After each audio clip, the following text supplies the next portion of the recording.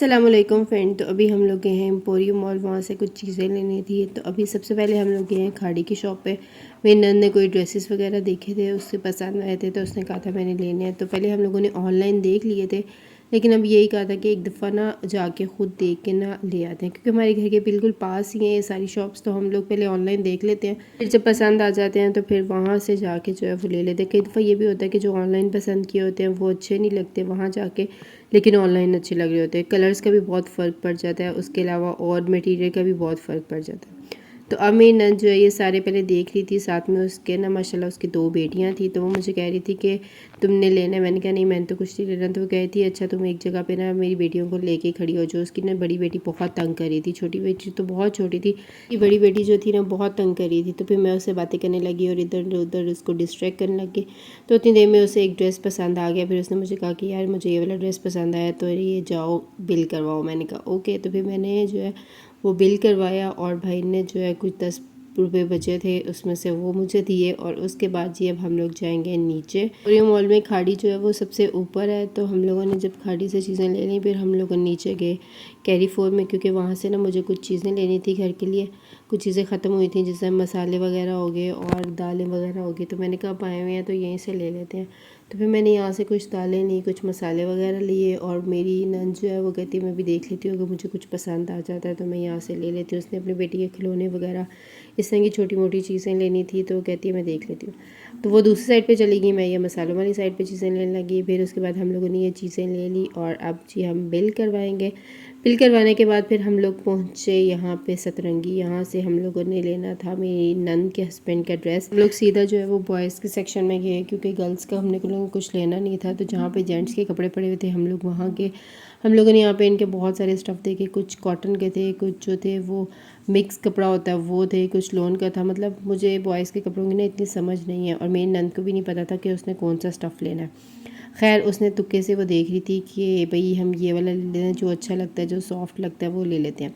मैंने कहा चलो ठीक है। फिर मैंने कहा चलो रेडीमेड ले लो। कहती नहीं रेडीमेड नहीं लेना, फिटिंग का साइज़ नहीं मिलना। मैंने उसे कहा कि तुम एक दफ़ा पसंद कर लो, कलर्स भी जो तुम्हारे हस्बैंड पहनते हो, जैसा स्टफ़ वो पहनते हैं, मैं उतनी देर में ना बाकी शॉप पे देख लेती हूँ और क्या क्या है। तो मुझे यहाँ पे ये जो पीछे शेरवानी पड़ी हुई थी ना, ये मुझे बहुत अच्छी लगी। पर मैंने कहा यार मेरी तो शादी हो गई, अब मैंने इस शेरवानी का क्या करना है। स्टफ़ अच्छा था और काम भी बड़ा अच्छा हुआ था।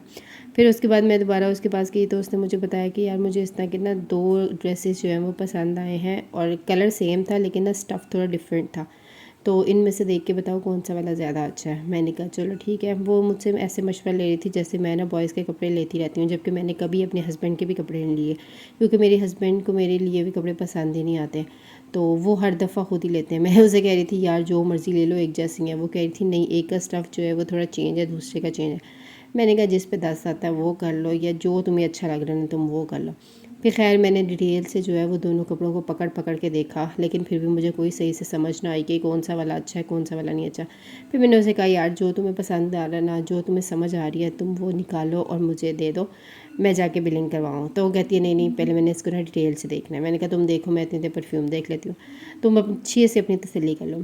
फिर मैं परफ्यूम देखने लगी। फिर उसके बाद जो है उसने अपनी तसल्ली की और उसको एक ड्रेस फाइनली जो है पसंद आ गया। तो उसने मुझे कहा ये ले लो और जाके ना कैश काउंटर पे बिल करवाओ। मैंने कहा ओके। तो यहाँ पे ये मुझे एक ना दूल्हे भाई तैयार हुए नज़र आए, बड़े प्यारे लग रहे थे। फिर यहाँ जी कैश काउंटर पे आए और ये मैंने सूट उनको दिया। उन्होंने कहा जी जल्दी जल्दी इसका बिल करो, इससे पहले कि मेरी नंद का मूड चेंज हो या उसका कोई इरादा चेंज हो, जल्दी से जो है वो बिल कर दो। तो फिर उसने जल्दी से बिल किया। तो उन्होंने कहा जी यहाँ पे ना वीडियोस बनाना मना है। मैंने कहा मैं कौन सा आपकी बना रही हूँ। उन्होंने कहा नहीं नहीं मना है मना है। मैंने कहा अच्छा ठीक है। फिर मैंने कैमरा नीचे कर दिया। उसके बाद जी हम लोग जा रहे हैं बाहर। हम लोग आए थे तो इतनी ज़्यादा रोशनी थी और इतनी धूप थी, और अब हम जब निकल रहे हैं तो अच्छी खासी रात हो गई हुई है।